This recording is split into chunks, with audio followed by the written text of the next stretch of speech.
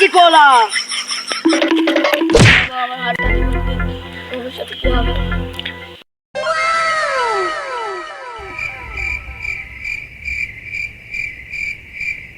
ওইটারে অনেক টাকা আছে।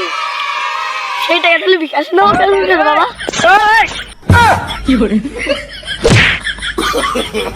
No, no, no, no.